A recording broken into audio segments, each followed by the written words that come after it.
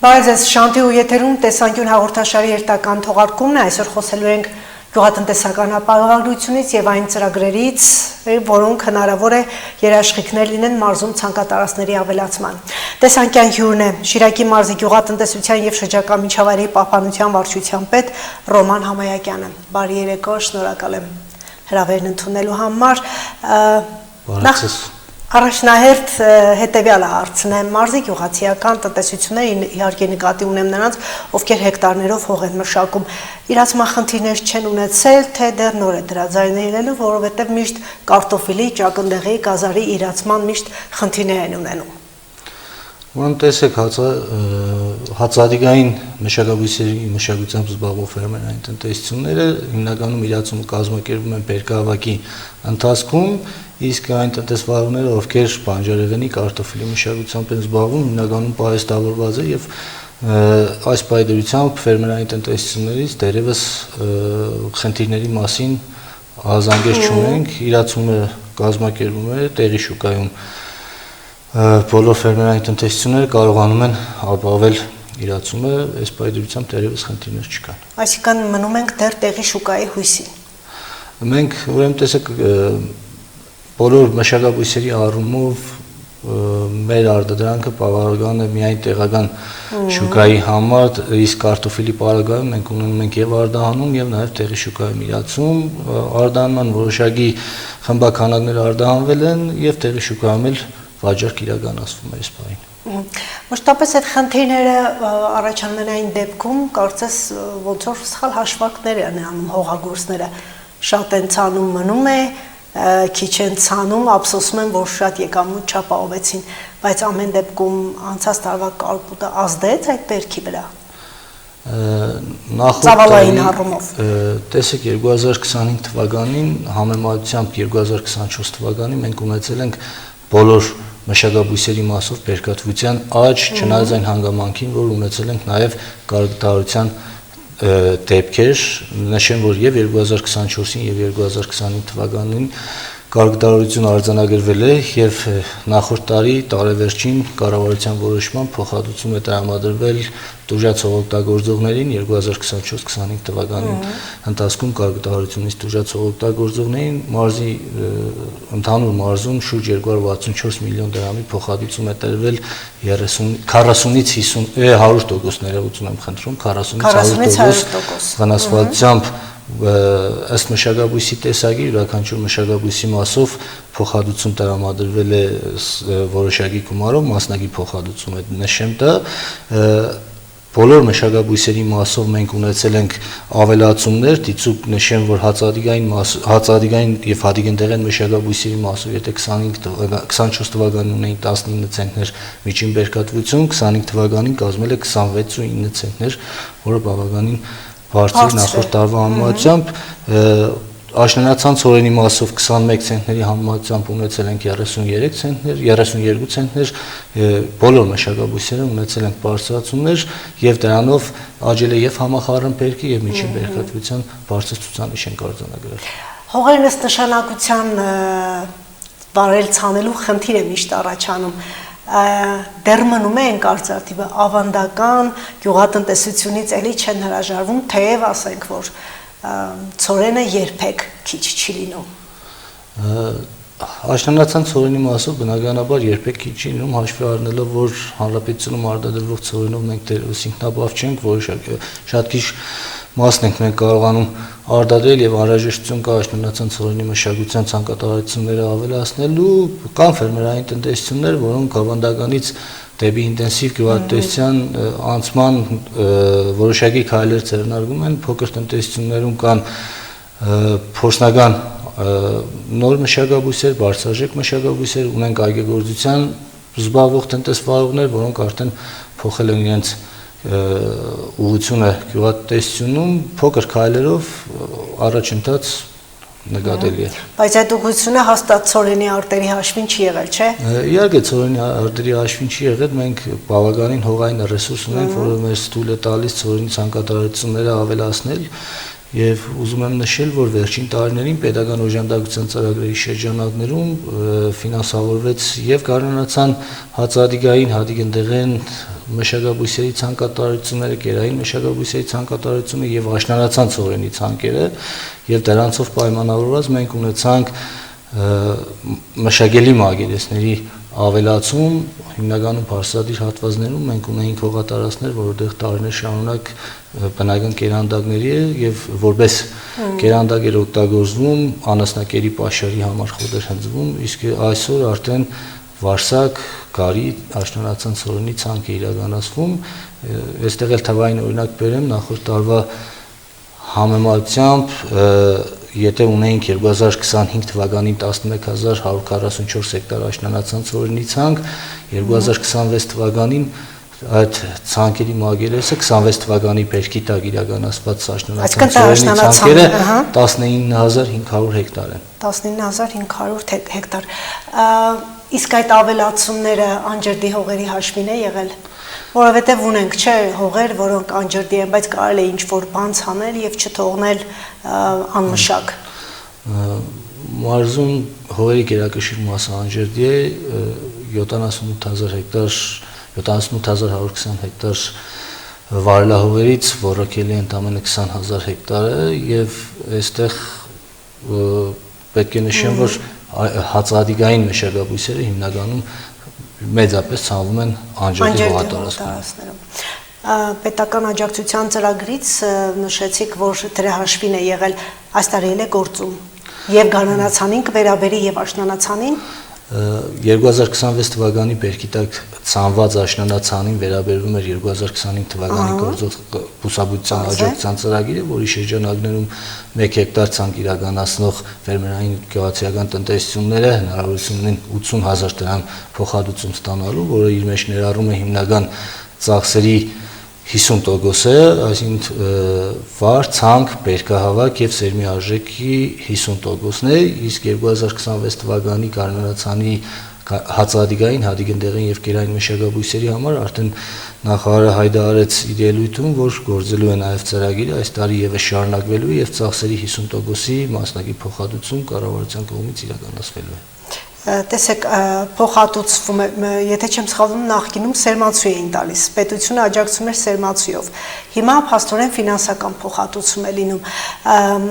Իսկ սա լրացնում է այն ծախսերը կամ իսկապես ծածկում է որոշակի այն ծախսերը, որոնք անում է գյուղացին։ Առավելից երբ շարունակ նշում են, որ ամբողջը կատարում են վարկերով։ Տեսեք, ցանկացած բիզնես, գյուղատնտեսությունը ցանկանում եմ դիտարկել եւս որպես ագրոբիզնես, բիզնեսի տեսանկյունից ինքը պետք է ներդրումներ ունենա եւ գյուղացիական տնտեսությունները այդ ներդրումները կատարում են բոլոր բիզնեսի տեսակներում, ներդրումները կատարում են վարկային միջոցներով, սեփական միջոցներով, նույնն էլ գյուղատնտեսությունն է եւ այստեղ վարկային միջոցները ներդնելով պետության աջակցության հետ համատեղ ստացվում է, որ ստացվող ընդհանուր համախառնվերքի մեջ որոշակի ինքնարժեքի նվազում է տեղի ունենում պետության տրված սուբսիդիայի հաշվին եւ գյուղացիական տնտեսությունը իր ստացածի ցածր ինքնարժեքով է ստանում եւ շուկայում վաճառելու դեպքում արդեն որոշակի շահույթ կարողանում է ապահովել, եկամուտ կարողանում է։ Սա միայն ֆերմերների համար է, թե սովորական իր հողը մշակող, իր բաժին հողը մշակող գյուղացուն է վերաբերում, եթե վերաբերում է գյուղացին կարող է իր նախորդ տարվա պահած սերմացուն ցանել։ Տեսեք, չէ, նախորդ տարվա պահած սերմացուն չի կարող ցանել, որովհետև ծրագիրը վերաբերվում է բացառապես հավաստագրված սերմերով ցանկ իրականացվող տնտեսվարողներին, իսկ իմ խոսքում որ նշում են ֆերմերներ, դա վերաբերվում է բոլորին, այսինքն գյուղատնտեսությամբ զբաղվող ցանկացած անձ, ֆիզիկական, իրավաբանական բոլորը հնարավորություն ունեն օգտվել ծրագրից մինչև 100 հեկտար ցանկ իրականացնելու դեպքում եւ եւս մեկ անգամ նշեմ, բացառապես հավաստագրված սերմերով ցանկ իրականացնող տնտեսվարողները կարող են ծրագրի շրջանակներում ստանալ փոխհատուցում։ Հավաստագրված սերմացու ձեռք բերելու հարցում ինչքանով է ձեր գյուղվարչությունը կամ որևէ գերադասություն աջակցում գյուղացուն, այսինքն ուղղորդում կամ օգնում, թե արդեն գյուղացին գիտի որտեղից պիտի գնի սերմացու։ Շուկայում արդեն իրենց տեղ ունեն եւ տեղական սերմարտադրողները եւ ներկերող տնտեսվարողները, որոնք Ռուսաստանի Դաշնությունից են կրում բարձրորակ սերմացու եւ գյուղացիները ազատ են շուկայում ցանկացած տնտեսվարողից ձեռք բերելու հարցում մենք բացի այն որ մենք ներկերվող սերմացու նաեւ տեղում մենք Շիրակի մարզում գործում է սելեկցիոն կայանը, որը բավականին բարձր որակի սերմացուներով կարողանում է ապահովել մարզի պահանջարկը։ Միշտ Շիրակի մարզի գյուղատնտեսությունը տուժում է կարգտահարությունից։ Գյուղապահովագրությունը ինչքանով է դառնում անվտանգության բարձիկ, այսպես ասած, տնտեսությունների համար, առավելևս որ հենց այս տարվանից ապահովագրության պայմանագրը ծածկում է նաև կարկուտը։ Ունեինք գարնանացան, ունեինք հրդե, այսպես ասած, երաշտ, ավելի շուտ ցրտահարության։ Հիմա դրան գումարվում է կարկուտը։ Ուրեմն տեսեք, գյուղացիական տնտեսությունը հնարավորություն է ստանում պայմանագրային հիմունքներով ապահովագրել իր բերքը եւ պայմանագրային հիմունքներով այդ գործող մեխանիզմը լիարժեք հնարավորություն է տալիս ռիսկերը կառավարելի դարձնել։ 1 հեկտարի հաշվով որոշակի ապահովագրական վճար վճարելով մարդը ունենում է պայմանագիր եւ իր ցանկատարությունները ապահովագրած են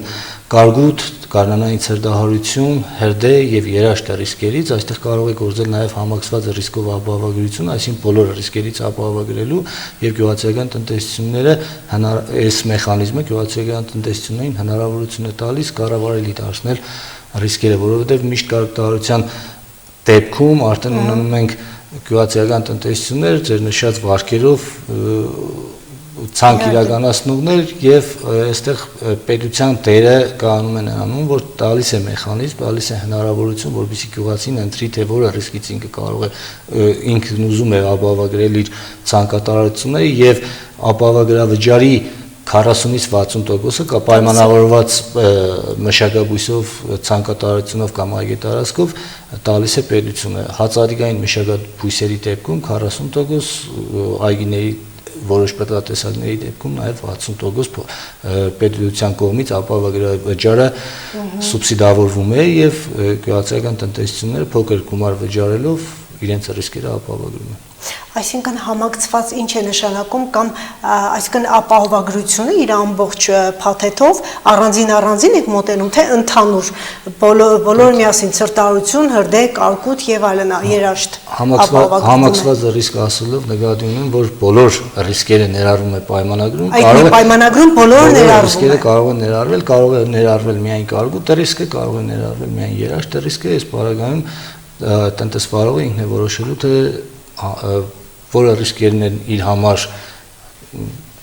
այսպես ասած կանխատեսելի կամ ավելի վտանգավոր եւ ինքն է ընտրում թե որը ռիսկի պարագայում ինքը պայմանագիր կնքի։ Երբ են գյուղացիական տնտեսությունները դիմում ապահովագրության համար,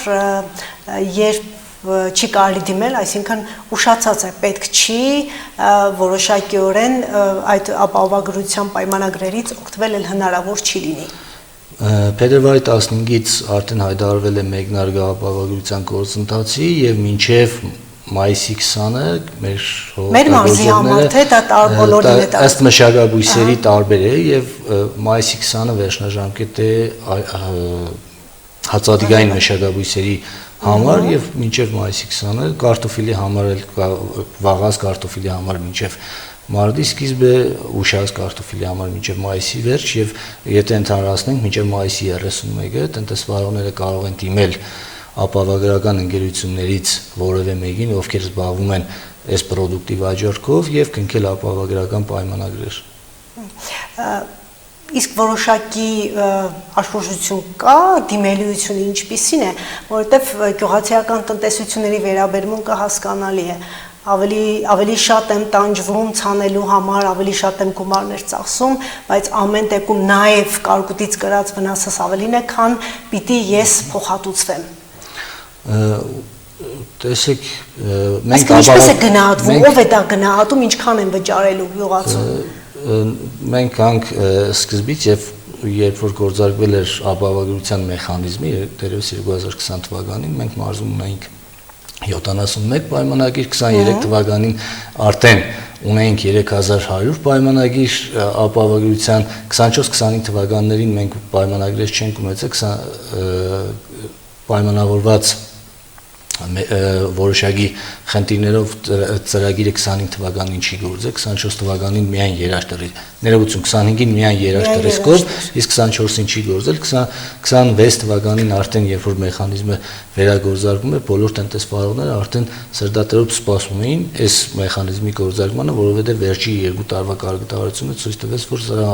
անհրաժեշտությունը կա եւ գյուղացու համար շատ կարեւոր է ապահովագրության գործընթացը կերկին շարունակել եւ այս մեխանիզմը բարելավել, ավելացնել նոր մշակաբույսեր, նոր ռիսկեր, որոնք կարող են գյուղատնտեսությանը վնաս հասնել։ Հիմա շատ կարեւոր է եւ մենք որպես մարզբեդի աշխատակազմ եւ համայնքների եւ ապահովագրական ընկերությունները, որպեսզի իրազեկեն տնտեսվարողներին ավելի լայն շրջանագին հասանելի դառնա այս ծրագիրը եւ մեր տնտեսվարողները հնարավորություն ունենան օգտվելու ընձեռված հնարավորություններից։ Գնահատում ինչ կարգով է լինելու, ասենք կարկուտ է եկել եւ գյուղացին վնաս է կրել, գնահատում ինչ կարգով է լինելու, մասնագետներն ինչպես են աշխատելու, չափումները, հաշվարկը ինչ ձևով է տարվելու։ Անկախ փորձագետներ են գնահատում իրականացնելու գյուղատնտեսությունը ապահովագրությունների ազգային գործակալության անմիջական հսկողությամբ, այսինքն տեղի մասնագետներ են լինելու այստեղ գյուղատնտեսներ եւ ոչ հստակ սահմանված մեթոդաբանությամբ լիցենզավորված մասնագետներ են, ովքեր ունեն այդ գնահատելու փորձառությունը հնարավորություն կա եւ ունեն իրենք լիցենզավորված են եւ այդ գնահատումը իրականացում է հստակ մեթոդաբանությամբ, այսինքն այստեղ որևէ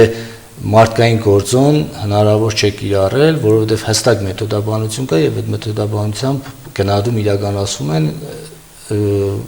եւ մասնագետնել իրականացնելու է յուրաքանչյուր ցանկատարության անհատական դիտարկում, տարածքում ուսումնասիրություն եւ ըստ դրա տալու է վնասվածության աստիճանը թե քանի տոկոսով որ ցանկատարությունը վնասված։ Այսինքն գումարային արտահայտության 1 հեկտար ինչքան է նյունցորենի դեպքում, այլ մշակաբույսերի դեպքում դա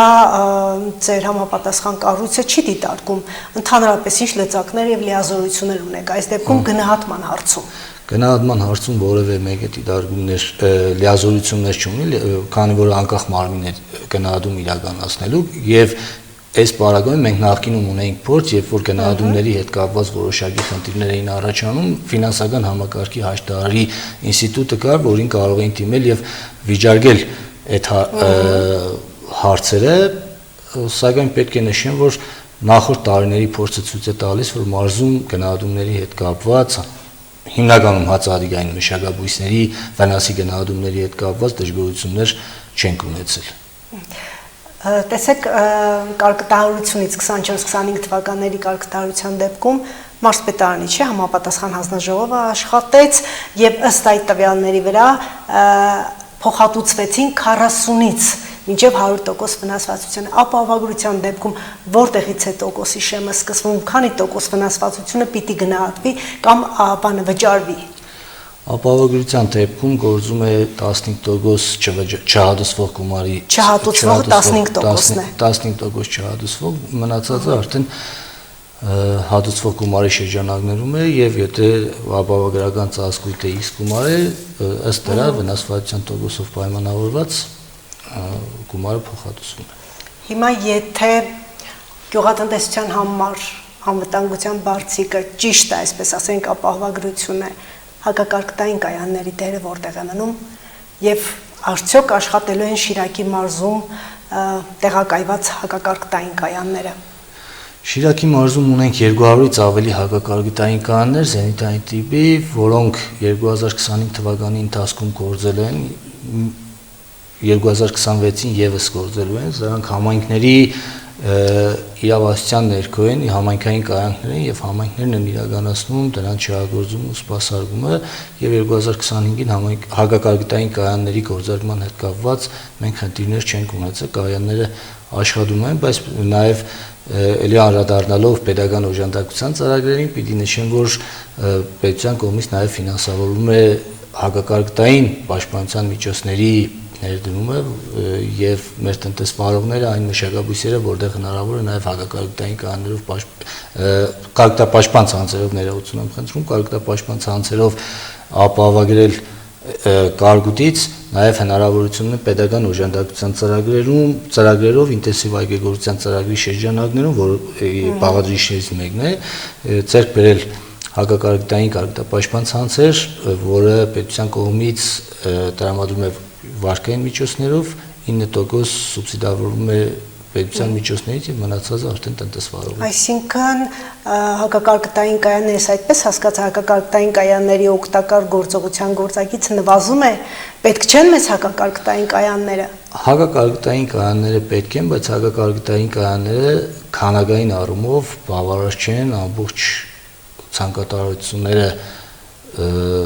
կարգտից պաշտպանելու համար, մեր ռելիեֆով պայմանավորված, տեղանքով պայմանավորված կայանների տեղակայման որոշակի խնդիրներ կա, դրանք նաև ֆինանսական հավելյալ միջոցներ են եւ այստեղ եղած կայանները հնարավոր է գործարկել որոշակի պաշտպանվածություն ապահովելու, համայնքները իրենք են որոշելու այլ կայաններ ձեռք բերեն թե չէ, բայց պետության կողմից այժմ էլ քննարկվում է նոր տիպի կայանքներ, որոնք ավելի արդյունավետ գործեն եւ այս պահին, քանի որ քննարկումների փուլում է, մենք առաջարկում ենք ապահովագրական մեխանիզմը, դերևս կարող են բոլոր գյուղատնտեսական տնտեսությունները օգտվել ապահովագրության մեխանիզմից, արկա հակակարգտային կայաններն էլ գործարկվեն համայնքների կողմից, եթե կլինի այլ ավելի փաստարկված, ավելի արդյունավետ կայանքներ, որոնք տեղակայվեն, վստահաբար կարող եմ ասել, որ պետությունը դա ամեն ինչը կազմակերպի, որպեսզի մեր գյուղացիները գոնե կարգուտի ռիսկի հետ կապված խնդիր չունենան։ Որովհետև միշտ գյուղացին ասում է, չէ, եթե կայանները ժամանակին կրակեին, մենք այսքան բերքի վնաս չենք լինի, այսինքն միշտ գործել է, այսպես են լոռեցու ասածի պես կրակել ոչ։ Այսինքն ինչ տարբերակ է հնարավոր աշխատեցնել, որ հակակարգտային կայաններն միաժամանակ ապահովագրության հետ միաժամանակ չկորցնեն, այսպես ասած, իրենց ուժն ու արդյունավետությունը։ Ուրեմն տեսեք, հակակարգտային կայանները իրենք տեխնիկական միջոցներ են եւ հնարավոր է որոշակի տեխնիկական խնդիրներով պայմանավորված 1-2 դրա սպասարկումը ամբողջ համայնքի ֆինանսական ծախսերի բյուջեի ամբողջությամբ համայնքի ֆինանսական բյուջեի հաշվին են եւ վստահեցնում եմ ձեզ, որ վերջի տարիներին մեր համայնքները որևէ դեպք չեն ունեցել, որ կայանները գազի լիցքավորում իրականացված չլինի կամ էլեկտրական խնդիր ունենա, պահի այդ պահին հնարավոր է որոշակի տեխնիկական խնդիրներ առաջանան եւ դա բոլորս էլ գիտենք, որ հնարավոր է տեխնիկական միջոցների մոտ կարող է խնդիր առաջանալ, բայց 200-ից ավելի կայանքներից կարող է տեխնիկական խնդիրներ ունենալ 1 կամ 2։ Ամեն դեպքում գործարկումը ուժի մեջ է, 2026-ն էլ հակակարգտային կայանները պիտի աշխատեն։ Իսկ պարոն Համայակյան, կարգապաշտպան ցանցեր ունեցող տնտեսությունները կարող են օգտվել ապահովագրությունից, կարգուտի ռիսկից, այսինքն ապահովագրվելու են։ Չեմ կարծում, որովհետև որևէ սահմանափակում չկա ապահովագրական պայմանագիր կնքելու, բայց այն տնտեսվարողները, ովքեր ունեն արդեն կարգապաշտպան ցանցեր, այդ ռիսկից ապահովագրությունը արդեն անհրաժեշտ չէ, որովհետև ցանցերը ամբողջությամբ պաշտպանում են բերքը եւ ավելի կարգուտը ավելի շատ օգուտ է տալիս այդ ցանկատարություններին, որովհետև այդ ջուրը չի հեռանում, խոնավությունը մնում է դաշտում։ Պարզ է։ Հաջորդ խնդիրը, որ գյուղ սեզոնի, գյուղատնտեսական աշխատանքների սեզոնի հետ առաջ է գալիս, դա տեխնիկան է։ Սուբվենցիոն ծրագրերով այլևս գյուղ տեխնիկայի ծրագիր համայնքները չեն ներկայացնելու 2026 թվականից, ինչքանով է մարզի համայնքները ապահովված գյուղ տեխնիկայով եւ ամենաշատը, որ դժգոհում են, դա կոմբայնի խնդիրներ ունի, բավարար քանակ այն կոմբայնների կամ որոշակի նորացված տարբերակներ, որոնք այս սեզոնին հնարավոր է օգտագործել։ Պետական օժանդակության ծրագրերի շրջանակներում վերջին 5 տարիներին առնվազն գործում է գյուղատնտեսական տեխնիկայի լիզինգի աջակցության ծրագիրը, որի շրջանակներում գյուղացիական տնտեսվարողները, ֆերմերները հնարավորություն ունեն լիզինգով 2% տոկոսադրույքով ձեռք բերել գյուղատնտեսական տեխնիկա եւ սարքավորումներ եւ վստահ կարող եմ ասել, որ մեր տնտեսվարողները բավականին բարձր ակտիվությամբ են օգտվել այս ծրագրից 2020 Նաև սուբվենցիաներով էին ագին եւ համայնքներն են հնարավորություն ունեցել ձեռք բերելու եւ անատնտեսվարողները եւ տնտեսվարողների կողմից պետք է նշեմ, որ 2025 թվականին 132 միավոր գյուղատնտեսական տեխնիկա է ձեռք բերվել, որից 41 միավորը տրակտորներ, 19 թվականին մեկնարկել է ծրագիրը եւ ծրագրի մեկնարկից ի վեր յուրաքանչյուր տարի մարզի գյուղացիական տնտեսվարողները հնարավորություն են ունեցել ձեռք բերել իսկ այն ձեռք բերել տեխնիկա եւ սարքավորումներ, իսկ կոմբայների մասով ասեմ, որ այս ծրագրի շրջանակներում մարզում ձեռք բերված կոմբայներ չկան, կոմբայների այսինքն անհատների շնորհիվ պիտի դա լինի։ Ուրեմն տեսեք, մենք այսօր չունենք ծառայություն մատուցող տրակտորային պարկեր, մենք ունենք անհատ տնտեսվարողներ, ովքեր յուրաքանչյուրը իր բնակավայրում ծառայություն է մատուցում գյուղի տնտեսվարողներին եւ այդ ավանդույթը տրակտորային պարկերի ստեղծման երևի սովետական միության փլուզումից հետո մենք գյուղերում, համայնքներում չենք ունեցել, հիմնականում անատնտեսվարողներ են իրականացնում ծառայությունների մատուցում եւ իրանք էլ թարմացնում են իրենց տրակտորային մեխանիկական պարկը հացադիգավակ կոմբայների մասով ասում մենք ունենք հողերի սեփականաշնորհումից հետո կտրված փոքր հողակտորներ, որը լուրջ խնդիր է եւ սրանով է պայմանավորված իմ կարծիքով նաև հենց սրանով է պայմանավորված, որ տնտեսվարողները կոմբայնների ձեռքբերման համար որոշակի սպասման մեջ են, բայց նաև սրան հավելեմ, որ պետությունը մեր գյուղացիական տնտեսություններին առաջարկում է հողերի կոնսոլիդացիայի ծրագիր, որտեղ հնարավոր է ֆերմերային միավորման կոնսոլիդացիայի ծրագիր, որտեղ հնարավոր է առնվազն 3 կետորով մինչև 3 հեկտար 5 կետորով միավորել, ստանալ կադաստրային արժեքի 30%-ի չափով փոխհատուցում, այսինքն որոշակի հողակտորները խոշորացվեն, որովհետեւ նաև մշակելու ընթացքում եւ հնարավոր լինի ցածր ինքնարժեք ստանալ մշակվող բերքի եւ տեխնիկայի համար հասանելիություն ապահովել, այսօր մենք ունենք գյուղեր, որտեղ հողատարածքները շատ նեղ են ու երկարությունները բավականին բարձր ու դեղ տեխնիկայի աշխատելու հետ կապված որոշակի խնդիրներ ունենք ու սրանով պայմանավորված մեզ շատ անհրաժեշտ է հողերի կոնսոլիդացիա իրականացնել, խոշորացում իրականացնել, որպեսզի եւ տեխնիկական միջոցները հնարավոր լինի շահագործել եւ արդյունավետությունը բարձրացնել եւ մշակվող մշակաբույսի ինքնարժեքը նվազեցնել։ Մնում է սեփականատերը բերքի մասով իրար հասկանան, թե ով ում բաժինն ունի։ Եվ ավարտենք ջրամբարներով, ինչ վիճակ է ջրամբարներում, միշտ մանավանդ այս տարի ձյանառատեղումները դրա հնարավորությունը տալիս են ավելի շատ ամբարել, ունենալ, բայց Գարնան գյուղատնտեսական աշխատանքները ավարտելու, սկսելու ընթացքում, երբ առաջ է գալիս ոռոգման խնդիր, ջրամբարներում ջուրը միշտ չի հերիքում։ Խնդիրը որն է։ Մենք կորուստներ ունենք, եթե ունենք, ուրեմն այսօր ջրամբարների նորոգման եւ ի վերջո ենթակառուցվածքային շատ խնդիրներ կան, որոնք անհրաժեշտ է փոխել։ Ուրեմն ես կցանկանամ, որ ոռոգման գործընթացը բաժանենք երկու փուլի՝ ջրամբարների ջրի կուտակում, ջրամբարներում առկա ջրաքանակի կուտակում եւ ջրի կառավարում։ Մենք ջրամբարներում վերջին տարիներին 22 թվականից հետո ջրամբարներում մշտապես ունեցել ենք անհրաժեշտ քանակի բավարար ջուր ոռոգում իրականացնելու համար։ Տարվա ընթացքում առանձին գյուղերում փոքր հատվածներում ունեցել ենք որոշակի խնդիրներ ջրի կառավարման հետ կապված, բայց Շիրակ ջրօգտագործողների ընկերությունը ամեն ինչ անում է, որպեսզի այդ կառավարումն էլ բարեխիղճ իրականացվի, մեր տնտեսվարողներին կարողանա ջուրը ժամանակին եւ անխոչնդոտ հասցնի։ Մենք 2025 թվականին մարտի առաջի 10-օրյակում արդեն Կարմիտի ջրամբարում ջրահամալիրում հնարավորություն ունեցանք իրականացնել, բայց այս տարի պայմանավորված ձյան առատտեղումներով դերևս հնարավոր չէ ջուր ուղղել դեպի Կարմուտի ջրամբար, եղանակային պայմանները եթե թույլ տան, հենց թույլ տան կսկսվի նաև Կարմուտի ջրամալերում, մնացած ջրամբարները ջրամալերում իրականացվում է հոսքային ջրերի միջոցով, միայն Կարմուտն է, որ կարողանում ենք Արփի լճից դոտացիա ուղղել դեպի Կարմուտի ջրամբար, բոլոր տեղերում մենք կունենանք բավարար քանակի ջուր, հնարավորություն ունենք կուտակելու բավարար քանակի ջուր եւ ջրօգտագործող ընկերությունն էլ իր լիազորությունների շրջանակներում անխոչնդոտ մեկնարկը